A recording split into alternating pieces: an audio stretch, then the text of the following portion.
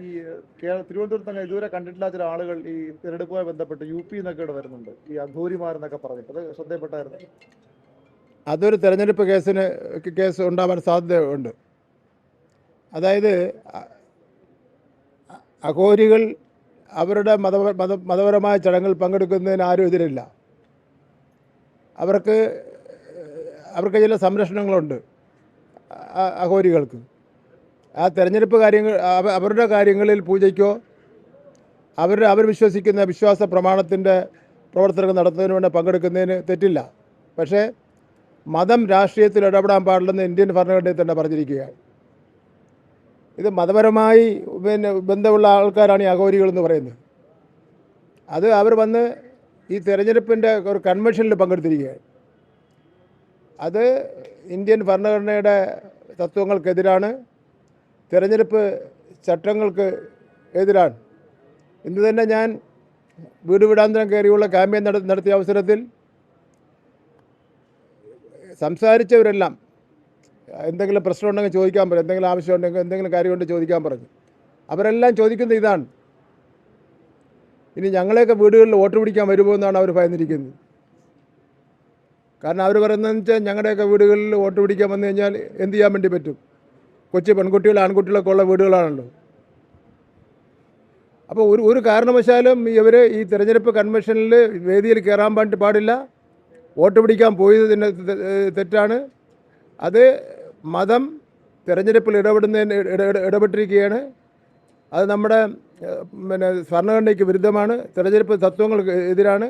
അതും ഒരു തിരഞ്ഞെടുപ്പ് ചട്ടങ്ങൾ ലംഘിച്ചതിനെതിരായിട്ടുള്ള കേസ് കൊടുക്കേണ്ടതാണ്. എന്ന് മാത്രമല്ല, ഇതിലൊരു വർഗീയ സംഘർഷം ഉണ്ടാക്കുന്നതിന് വേണ്ടി കൂടിയാണ് അവരെ കൊണ്ടുവന്നിരിക്കുന്നത്. നമ്മുടെ കേരളത്തിൽ ഇത്തരം ഒരു രീതി ഇല്ലല്ലോ.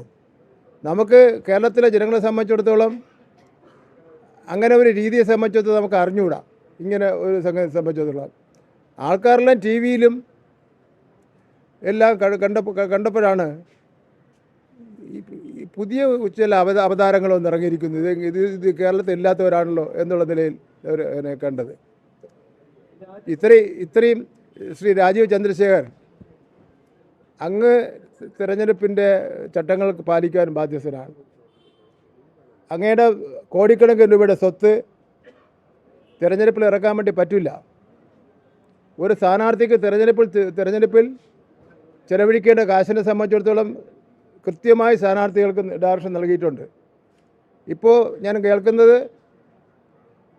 ഏതാണ്ടൊരു 100 വാഹനങ്ങൾ തിരഞ്ഞെടുപ്പ് പ്രചരണ പ്രവർത്തനങ്ങൾക്ക് വേണ്ടി മറ്റ് സംസ്ഥാനങ്ങളിൽ നിന്ന് കേരളത്തിൽ വരികയാണെന്നുള്ളവരാണ്. എനിക്ക് സംസ്ഥാന RTOയോടും ട്രാൻസ്പോർട്ടിലെ ബന്ധപ്പെട്ടവരോടും പറയാനുള്ളത്, അതെല്ലാം നിയമാനുസരണമുള്ള വാഹനങ്ങളാണോ എന്ന് സംബന്ധിച്ചിടത്തോളം ഒരു പരിശോധന ആവശ്യമാണ്.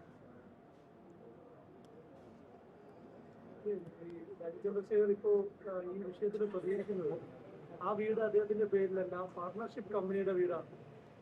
അതിൽ പാർട്ണർ മാത്രമാണ് അദ്ദേഹം പറയുന്നത്.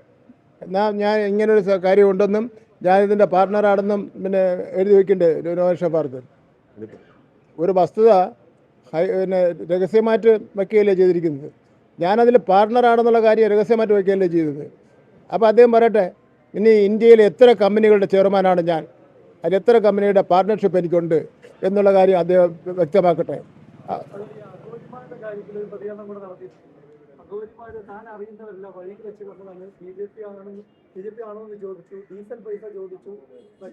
അപ്പം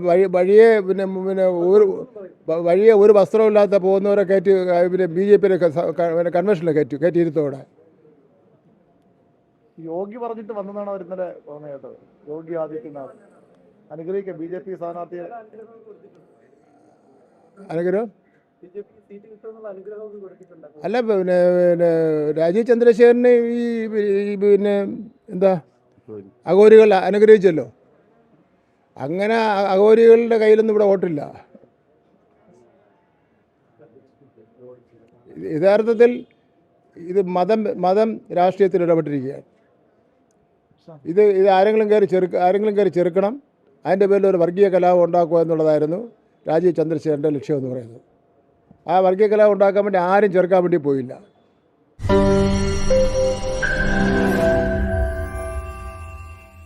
ലോകത്തെവിടെയായാലും ഏത് സമയത്തും 24 വാർത്തകളും ഓഗ്മെന്റഡ് റിയാലിറ്റി പാക്കേജുകളും എക്സ്പ്ലെയിനറുകളും വിശദമായി കാണാൻ ഞങ്ങളുടെ യൂട്യൂബ് ചാനൽ നിങ്ങൾക്ക് സബ്സ്ക്രൈബ് ചെയ്യാം.